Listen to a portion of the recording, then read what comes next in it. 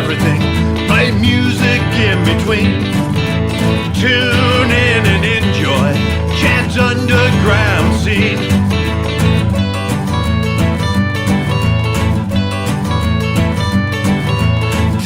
Talking music, you know what I mean. Tune in and enjoy Chad's underground scene.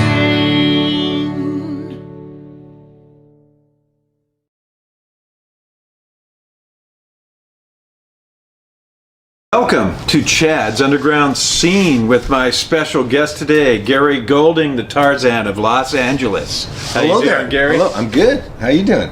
I hear you just came from some kayaking. How did that go today? I took some people kayaking actually out in PV out here, and I taught some girls how to snorkel and harvest sea urchins, and we ate them off the ocean floor. Sweet. Cool. Yeah, Sweet. Yeah, it's cool. Uni fresh out of That's the a ocean. good day, isn't it? That's Yeah. a good day in the year. Yeah, you know, we all gotta earn a living. You know? So we're going to start the show with your philosophy of what goes on Earth and what you think we should all do. Yeah. Tell us all about it. You've got it tattooed on you. You have it on your shirt it's here. tattooed. This is tattooed on my back, actually, because I'm on a challenge on in mainstream media called Naked and Afraid, and I got this tattooed on my back by Jeff Tillman. I don't know if you Oh yeah, I know Jeff Tillman. Yeah. I have a jacket in here that he painted. Yeah. So Jeff, it was great to have a local boy tattoo, a friend tattoo this message on my back: consume as little as possible. And you know what happened is, on my first, I'm the only cast member that has been allowed to have his logo on his clothing from the first episode to the last, who has a message. And when I knew I was going to go to Africa for 10 to 12 episodes, and I'd be seen by, I was told it was 91 million people on Earth, I knew that I just had to get this tattooed on my back. I owed it to the world. I believe in it that much that now that I was really going to be in mainstream media a lot, that I was going to carry a message to the world, I went and had this blasted on my back real big. Awesome. Okay, so we are going to cut to a video of Gary Golding on his YouTube channel. Yeah. Tell us how to find the YouTube channel. Oh, yeah. My YouTube channel is Gary Golding, or Tarzan of Los Angeles. You subscribe to it. I'm doing stuff like kayaking with whales and snorkeling with sea lions and all kinds of stuff. But I also do stuff where I carry a message, talk about the message. Yeah. And this video is going to tell you all about the message. Enjoy the video. Oh, yes. This is a video about my vision.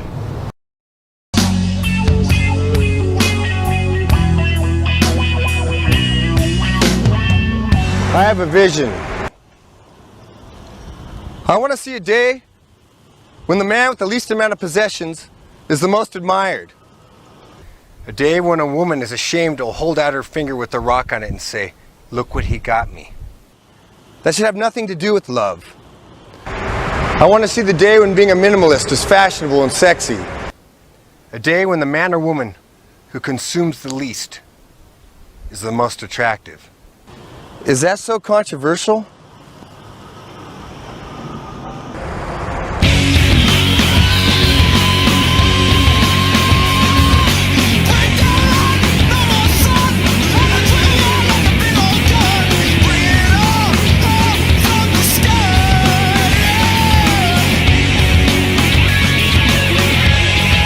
Okay, now we're going to break into a song for me. This is a song that goes back a little ways from a band I was in, Love Dog. I wrote this song when I was in Love Dog. Wait, hold on. Love Dog. Love Dog. You got a dog. And the dog runs into this. You got a dog in picture. your lap. This is Albus. Love Dog. Perfect song for this right here. Look at this guy. And this kind of suits some of what his philosophy is about as well. This is called No Way Out, because if you don't do what he's saying, there'll be no way out. Actually, yeah. We're in extreme times. And I mean, look, one thing I want to drive home though is I'm not like a fearmonger in this area where I don't believe in this whole Green New Deal type crap. I want Americans to have freedom. You want to drive a fossil fuel car, you drive a gas car. You want to drive an electric one, you have freedom, but you just do it, you're just conscious of doing it as little as possible. I'm not the extremist where I want to tell you what you should be driving, what you should be eating. You know what I mean? But you want us all to chip in and help out. All to chip in and just consume as little as Just possible. make it better if for you everybody. don't want them to stop making using bottled water and bottling up the water in plastic, just don't buy bottled water. Right. Stuff like that, you know what I mean? It's all about Put it us in your having own the freedom of container choice. and wash your container and use it over. Stuff like that. And every little bit helps. Yeah, obviously. every bit, yeah. And this is called No Way Out.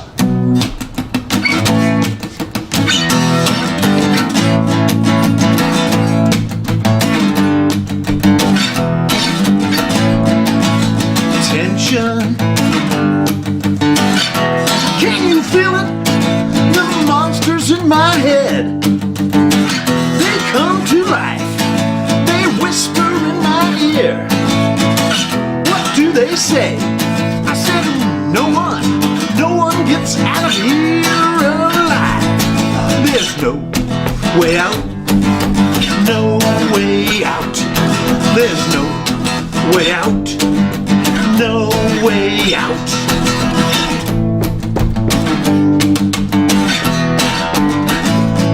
I said, waking up can be such a chore.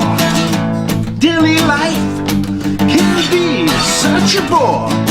Well, I do it every day, and I wonder what the hell for. Killing time and knocking on my door. No way out, no way out. I said there's no way out, no way out.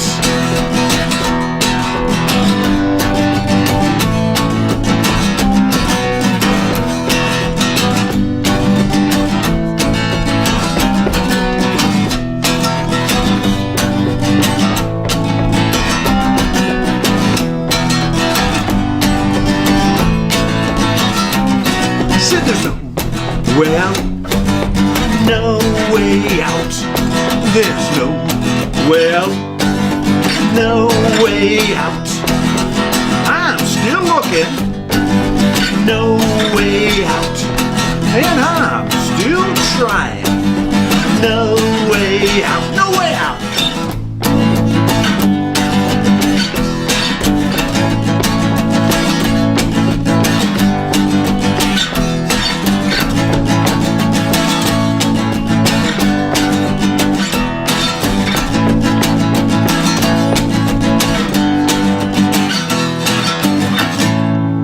No way out.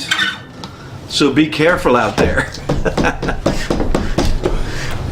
There's no way out of this little box we're in. So tell us some of the things we can do to help consume as little as possible. Well, I'll tell you what, there's this cool thing that woke me up when I saw a documentary called The Price of Sugar. And then when I saw that even our sugar to this very day comes from Haitian slaves in the Dominican Republic, like even what you put in your coffee, and it's everything. It's not just meat, it's not just fossil fuel. Everybody focuses on plastic. You know, everything's like a hammer. Plastic, there was a lot of medical advances that saved a lot of lives where they used plastic. So plastic's not bad, it's just bad if you use it too much. A hammer could bash in a head, or a hammer could build a home, right? Yeah. Mm-hmm. Capitalism could be used for negative, or capitalism can also bring people out of poverty. So it's how you use everything, really. And we got this narrative that fossil fuels are bad. Says us people that have been flourishing, and there's almost 8 billion of us using fossil fuel. Really, it's like, no, fossil fuel's not bad, and how ungrateful are we, right? It's like, just use as little of it as possible. Right. Yeah. That's. I agree on that. I mean, wait, hold on. Didn't you used to work? Did you work in the oil business? Yes, I worked at an oil company. Yes. Yeah, exactly. And I've had people tell me, "Well, you would hate me. I work in oil and stuff like that." And I said, "No, I'm not that kind of environmentalist. You know, I'm realistic about what oil has benefited my life a lot, right? And plastic has benefited my life, but I still try to use as little as possible." Right, and I think that's the key is moderation, right? Don't do things you don't need to do, right? Yeah, and I even take it a step further than moderation. That's like the sort of the Buddhist, where it's the middle way. I actually go. I say it needs to be taken further and it needs to be done as little as possible. Right, and you do it yourself. Yeah, I've seen all the things you do. You save bees. Anybody I know that has a bee problem, I send them to you, and you go and you rescue their bees for them. Well, you know, it's funny. I get attacked a lot. People always go, "Well, you have a cell phone and you have a car," and I said, "Hey, look, I don't own the sentence "do not consume." You know, yeah, I know that you got to take the kids to school. You got to use your phone to communicate. I'm not asking people to live like a caveman. And the thing is this. It's kind of like this. It's like I use my phone. I get a call to go teach children or to go save bees, and my car is used to go save bees. So you know, it's how we use everything really. And so one thing I want to like drive home is it's kind of like I said, I don't own the sentence "do not consume," but I do focus on something called the evil trinity of tradition. And what I do go after a lot is jewelry, balloons, and fireworks. Things that you just stare at just because they're shiny. Now those I'm hard on because, you know, you don't need to drive this kid to school with some fireworks. You don't got to buy them. There's a Mylar balloon factory that produces 600,000 Mylar balloons a day. That's how many. A lot. Yeah, that's a lot, right? Mother's Day, they're going to be hitting the earth, a whole bunch of them.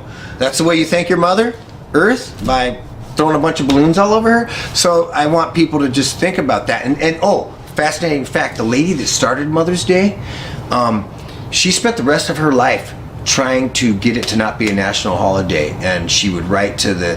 When she saw how it got commercialized, she regretted that she even, I forget her name, but look into it, research it. The lady that started Mother's Day hated what it turned into, the commercial version, and she tried to get it taken away as a national holiday. So tell us a little bit about Naked and Afraid. That's a show you've been on, and you're always pushing your message on the show to help spread your message. Yeah, you know, I got lucky, and I that's one of those challenges. That show is one of those things where I'm the type of guy, the way I live my life, all nature and minimalistic. People would be like, "Oh man, this is perfect for you."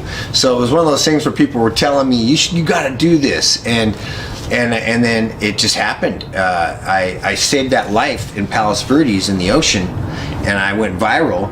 And someone that worked down there saw me, and they kind of approached me, and so here it was. I saved a life in nature, right? And then I end up on a show about nature where you have almost nothing, consume almost nothing, and carrying a message about consuming as little as possible, and it just seemed like it was perfect. And you're a true nature person, because I've seen, we've been in different places, and you'll just pick up a flower off the ground and eat it.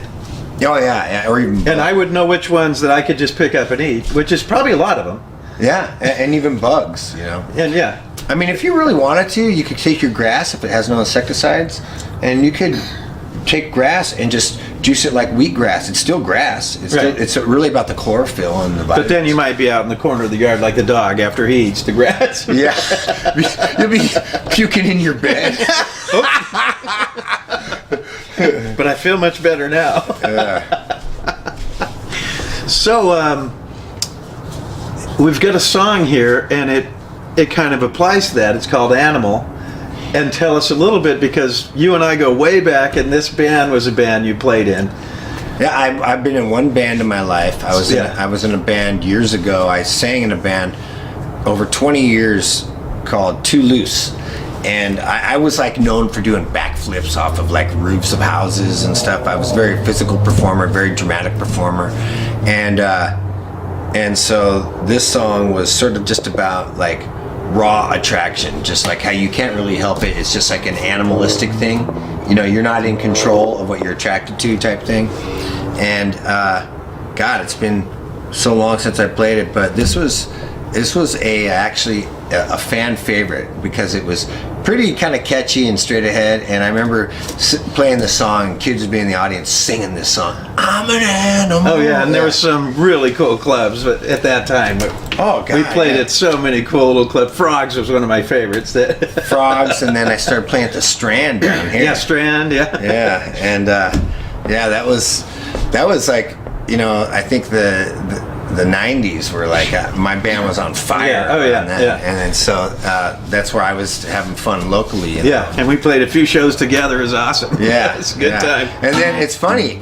I played shows with Chad, but I didn't remember from years ago. And then Yeah, at that time we'd say hi, hang out, have a good time, Yeah. and party, and it's a good time. because so much was going on. And so many people got together, and we all just said, "Hey, it's our buddies. That's my buddies. These are our buddies," and just went out and had a great time. Yeah, what a gift it was to be in Those a are good time times where to we could grow play up, yeah. live 80s and music. 90s Yeah. were awesome. Oh, it was insanely fun. We were free as can be, you know.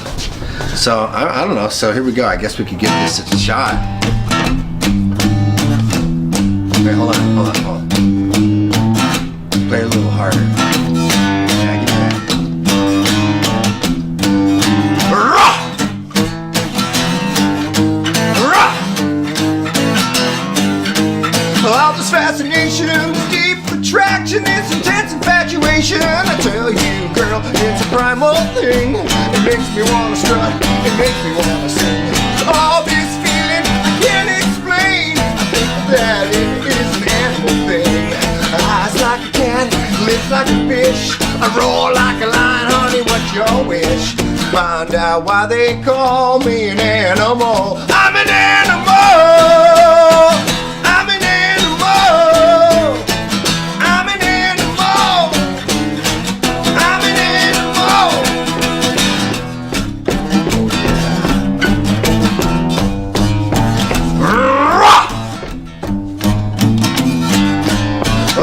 I'm feeling rabid and crazy, yeah. My teeth are starting to chatter, and nothing else really matters. All this fascination, this deep attraction, this intense infatuation. I tell you, girl, it's a primal thing. It makes me wanna strut, it makes me wanna sing. All this feeling I can't explain. I tell you, girl, it's an animal thing.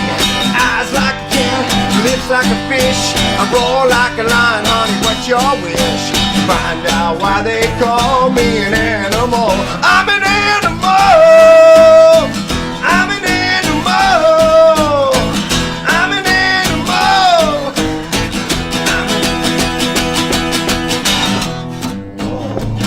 Hey, we're getting carried away. I tell you, sometimes I sink low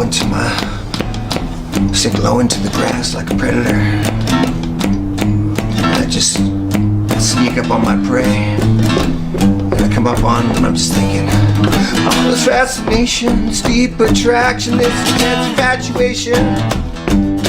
I tell you, girl, it's a primal thing. It makes me wanna strut, it makes me wanna sing. Oh yeah, oh yeah. Eyes like a cat, lips like a fish. I roll like a lion, honey, what's your wish? Find out why they call me an animal. I'm an animal.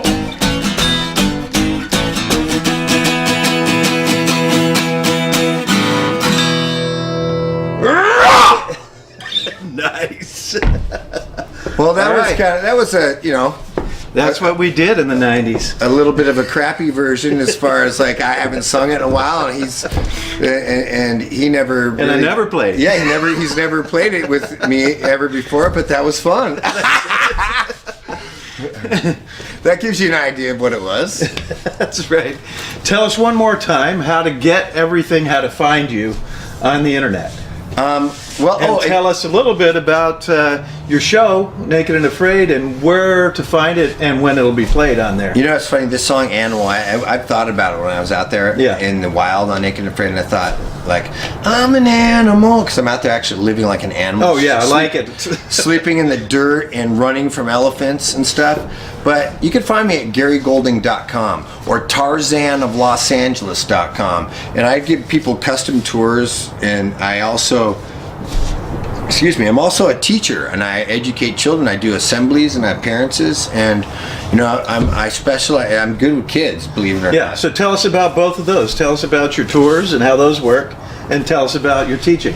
Well, the tours are kind of just customized tours. Where if you want to go out in nature in California, like I show LA, people don't imagine in Los Angeles that you kayak with whales. Yeah. Every time they come here, dude, they go to like the Hollywood Walk of Fame and take pictures of people's Yeah. names on the sidewalk, right? I'm like going, do you want to come to LA and like have whales swim up to you and do stuff like that? Because I'll show you Los Angeles like no one Yeah. else can, not the typical tourist crap, right? And then you could go up in the hills and see wild animals, right? It's Yeah, yeah, awesome. yeah, and I just bought myself 6 acres of land, but that's far away from LA. But it's like I do all kinds of custom tours up and down California, and I basically show people the paradise that we're born in. Well, I'm born. Are you born here? Yeah, I was born in Torrance. Yeah, born in Torrance. I'm born in Redondo. So the paradise that me and Chad are born right, in, and yeah. you know, when I'm my teenage years is when you remember when you bitch and moan about everything when you're a teenager. And then I got a little older, and I was like, I better shut my mouth. I was born in paradise. Oh yeah, I would go down to the baseball field by my house, and it was like an old swamp, and Wait, they put a baseball which field baseball there. field? It's Intradero? yeah, right down yeah. Intradero? Yeah. And they had pollywogs Yeah. and frogs Yeah. everywhere. Yeah, dude, I know. And we'd In the middle of where we'd we spend live. the whole day in there. Yeah. And then I'd come home and I'd bring plastic bags with me, and I'd bring home the pollywogs and put them in a tank, and we'd watch them turn into frogs, right? And Yeah, hatch. I did that too growing up. There, you know, right here in the middle of these cities, we used to have frogs and pollywogs. It's not, you know, you don't hear about it hardly anymore. And then on a good day, I could sit there, keep score at a baseball game, and they would give me, I think it was like 25 cents, and they would give me free lunch at the little bar, the food bar, The snack and bar yeah, there snack at the bar, yeah. baseball field, yeah. Yeah, that was fun stuff. And then I would bring my pollywogs home, and That was back in the Bad News days, the Bad News Bears Yeah, oh, days. yeah. Remember the movie came out? Like, baseball was like a thing for all Yeah. of us, and yeah, that was everybody wanted to be like Tanner. Tanner was the little That's guy that right. fought everybody. That's right. Tanner was cool. The little Bad News Bears. He was like the little feisty one that got in fights all the time. That was me. Yeah, I remember getting in fights with the other kids. That was me. Yeah, because I was smaller, and I was like, I had to like make sure I made it known that I'll fight you if you called me names. So tell us a little bit about Naked and Afraid, and maybe some of the craziest experiences you had on Naked and Afraid. Oh man, okay, I'll tell you.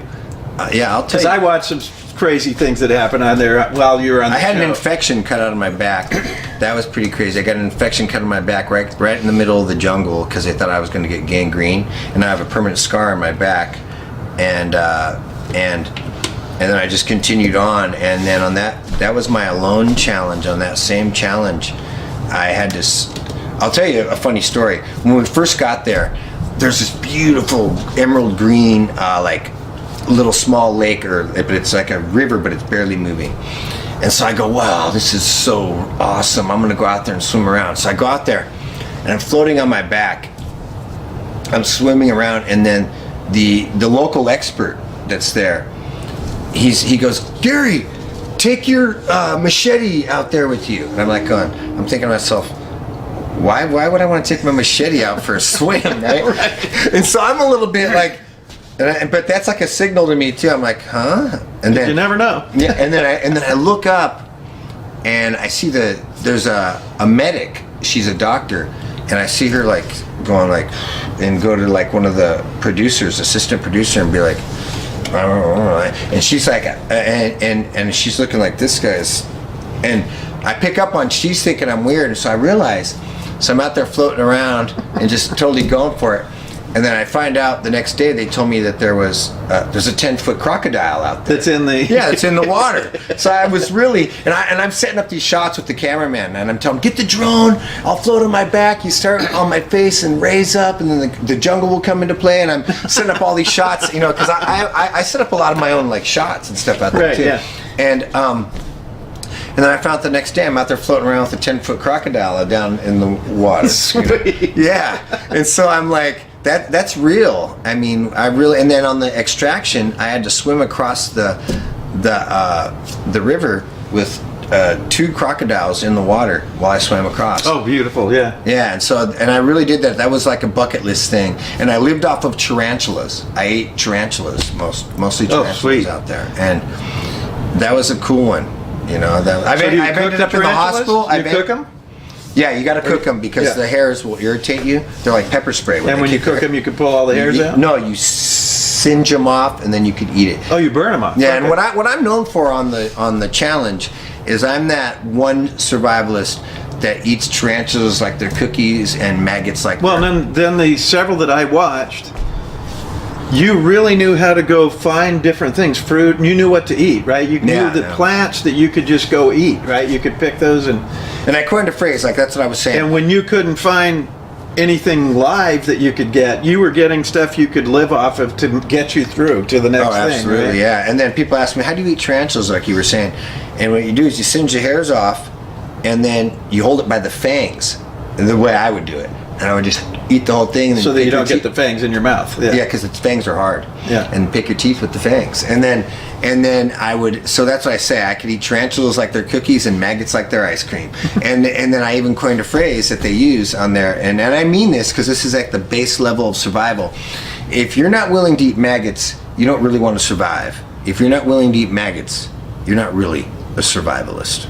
And so, because if it was life or death, and you had a pile Right. of maggots there, you better eat the maggots. I remember So you- when I'm out there, I deliver. I really deliver. You know, I'm out there living like it's life or death.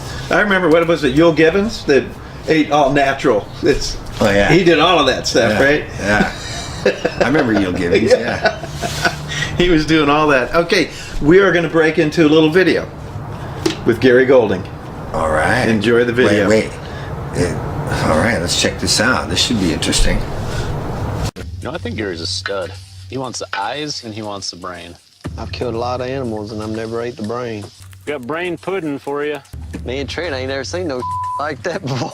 Impala brain, gentlemen.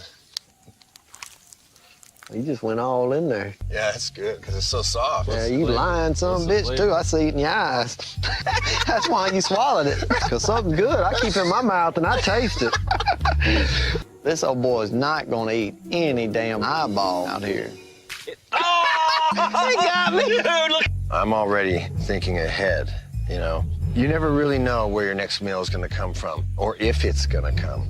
I always plan for the worst, hope for the best. Brains, eyeball, I'm already operating in that zone. So that way, when it comes down to the worst, it might even still feel like the best to me. Okay, we are back. And we have something really special. What'd you for guys think of that video? Yeah. Pretty wild. Yeah. I mean, I don't know. I don't even know what the heck happened.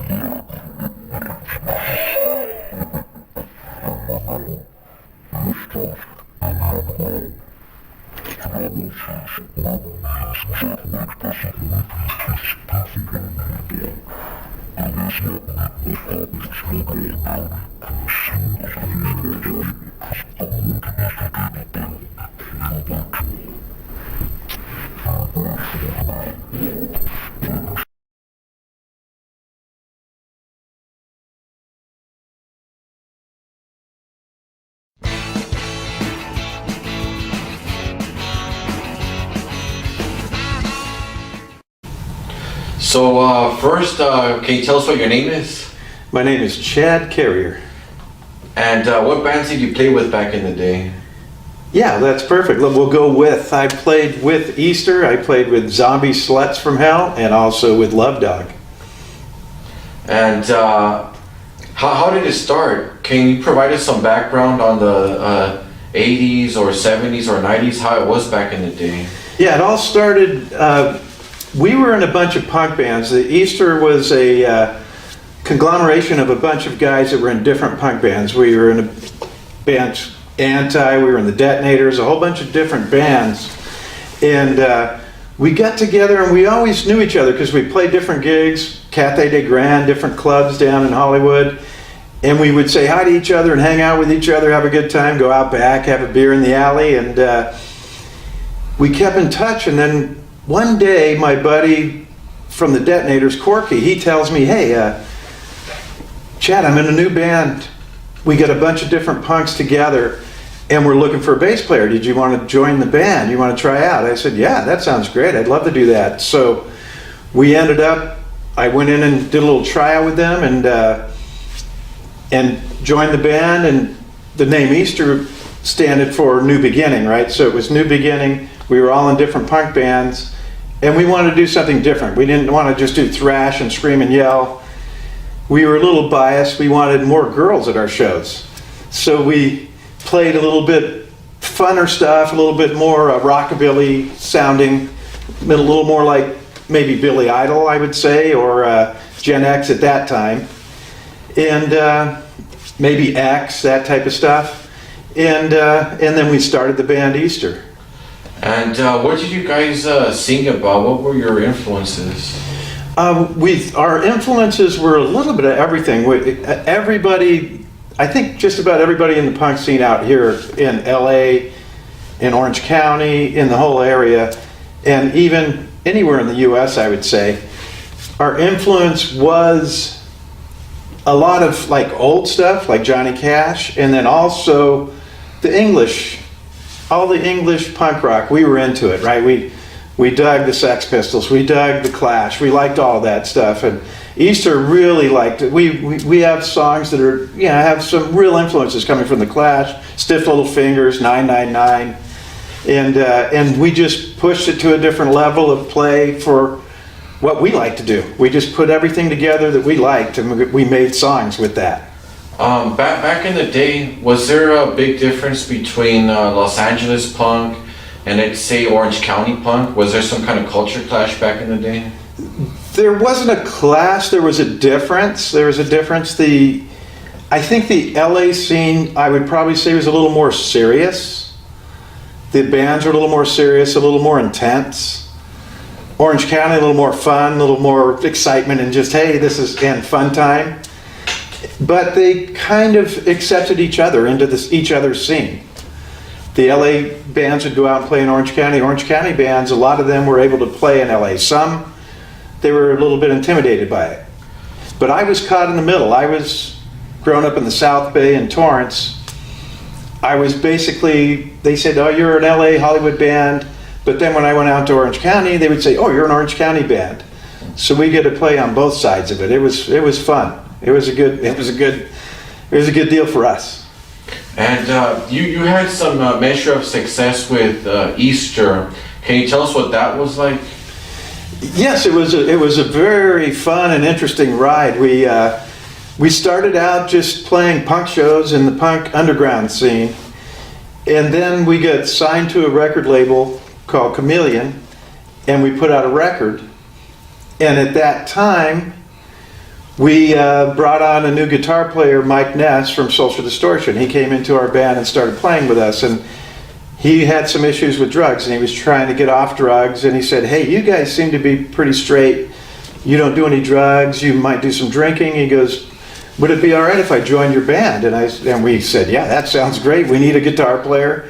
And it was funny because at that time, our guitar player was having some drug issues. So he said, I don't want to hold you guys back anymore. We got a record deal, you got everything going. I don't want to hold you back. So he exited the band and he went back to Philly to try to dry up from the drugs. And then Mike Ness joined us. And then we put out our record and we got a hit on K-Rock, a local station in LA.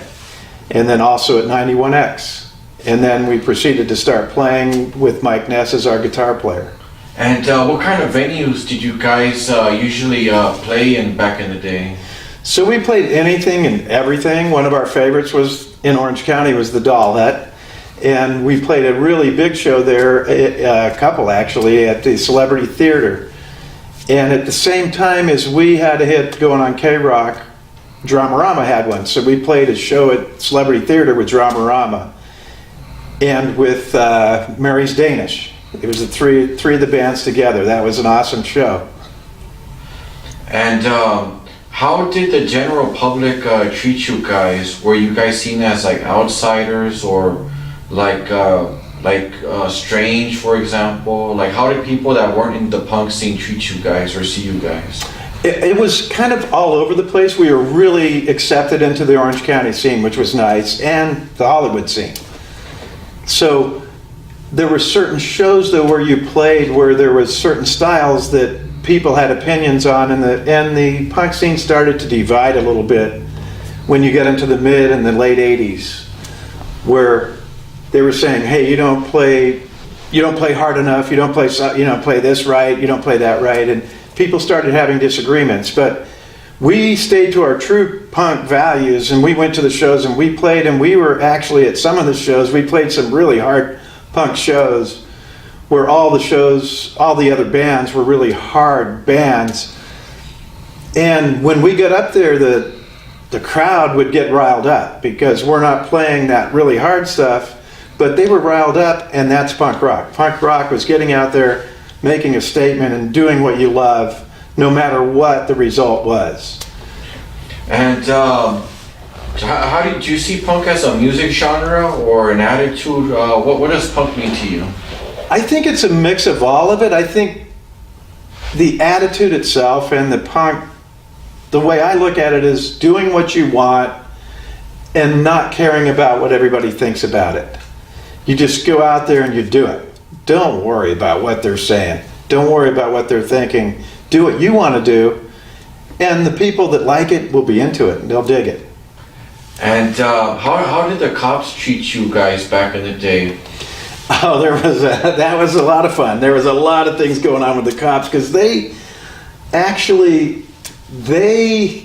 were going out sometimes to actually cause some trouble. They would come out, they'd know a show was going on, they go, oh, this band, Adolescence is playing, this band's playing, we're going to show up and we're going to stop that show. And they would be ready early on, and as soon as the show started, they're waiting for any excuse. And they break it down because they're getting a lot of complaints, people saying that punk rock it kind of goes all the way back to Elvis. They were like, it's the devil's music, you need to stop this. And so there was a lot of different opinions on that. There was one great show where we played at a place called Safari Sam's in Huntington Beach. And we played with the guy that did The Letter with Alex Chilton. He was the headliner and we were opening for him. And it just happened that weekend was the weekend that they had the Huntington Beach riots. And we finished the show, we watched Alex Chilton, who was awesome. And then after the show, we walk outside and we're like, oh my God, and there's fires around and there's police cars everywhere and people throwing stuff and there's fireworks and they're turning over cars. And then the next day we get up and we're reading the newspaper and it says Orange County Band Easter causes riot. And we're like, what? They caused this riot. They played Safari Sam's, and then this whole riot broke out on the beach, and I don't think it had anything to do with us. Wow, amazing. And do you feel like you've changed over the last couple of years? Like, how would you describe your current incarnation in your artistic journey? Well, with me, it's kind of always been change. I've played in different bands, played solo stuff, and I've played different music because I just play what's in my heart, what I love. I just go with it. I go with it. Sometimes I play something hard, sometimes I play something softer and more heartfelt. But I just play what I like and what I want, and then there's a lot of people that enjoy that. And then to the true punk rock mentality, I go, if you don't like it, then fuck off. Yes, beautiful. And so over the years, I went from, in that scene, I was in 3-4 different bands that are pretty hard punk, and then I also played in a 10-piece like bebop jazz band for a while, and that was super fun. That was called CC and the Jackpot Prize, and we had a great time. It's like a review where we had the horn section and the whole thing, and it was pretty heavy. That's pretty heavy stuff. They say punk rock. A lot of people are like, punk rock has to be just like this. Has to be hard guitars and hard. I'll tell you what, like I was saying, Johnny Cash is punk rock. James Brown is so punk rock. Beethoven even? You Yes. don't follow the rules. Yeah, all of it, yeah. Punk rock just means you're going on the edge, man. You're doing it at the edge of whatever you're doing. John Lydon made a public image, which was different. You know, that Got. So when he's talking, you cannot interrupt him or say something else because you don't have a mic. Yeah. So when he's gonna be like trying to listen to something. Yeah. So let him finish whatever he has to say, and then you can speak. I'll give it just like you're on the internet. Yeah. Yeah, because you cannot have an interview because you're not. Yeah. So you want. Because you have to cut that out and Yeah, put no, it. it's okay. You It's have to okay. redo this question again, the last question. Yeah, it's fine. We'll go right back to And it. then just ask, and then let him finish, and then you can ask again. Okay. In 5, 4, 3, 2. So, do you feel like you've changed over the last couple of years? Are you different than your previous incarnation many years ago? I would say yes and no, both things, because I change sometimes, and then sometimes I'm the same, and sometimes I reach back and I grab some of the influence I had earlier on, and then I redo it in a different way, or I do it in the same way with different chords, or there's a lot of different things going on in my brain. Beautiful. What do you call it? I think for everything that we've done, I would really like to use your song "Legend in My Mind." Do you think you can play that one for us? Oh yeah, that would be awesome. So this is a song that I wrote about the scene in the 80s and 90s, back in the day when I was out on the street in Hollywood and Long Beach and Santa Monica and also in Orange County. This is a song called "Legend," and it's on it's on a couple records. It's on one of the records with the band I'm in right now, which is called Big Mess. We've been together about 15 years, have 8 records out, and I put this on one of their records as well as my first acoustic record. This is called "Legend," and you're gonna hear a lot of familiar places if you were hanging out in the scene in the 80s and 90s.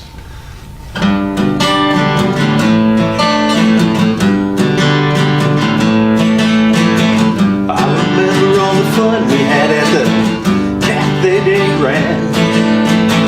Faster the better, louder the band. Drinking beer from tin cans, talking to a friend. We would do it all again.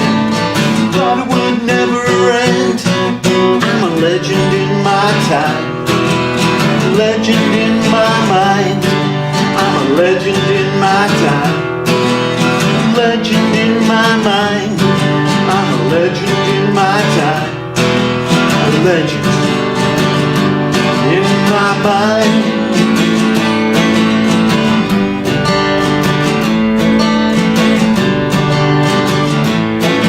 Remember Fender's Ballroom and the Santa Monica Civic? We always played so loud, man, we could kick it. The floor was a swirling, the pit it was so hard. Tattoos and leather, such a good looking crowd. I'm a legend in my time, legend in my mind. I'm a legend in my time, legend in my mind. I'm a legend in my time, legend in my mind.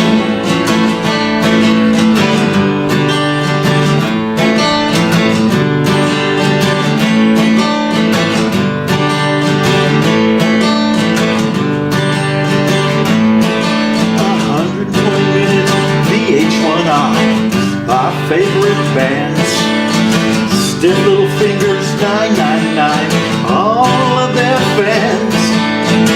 3 clubs a night, and canters with your friends. We would do it all again, thought it would never end. I'm a legend in my time, legend in my mind.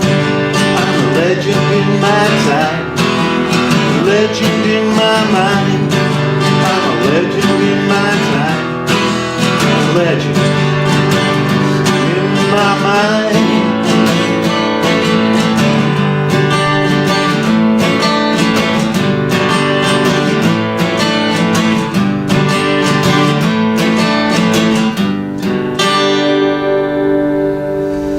Legend.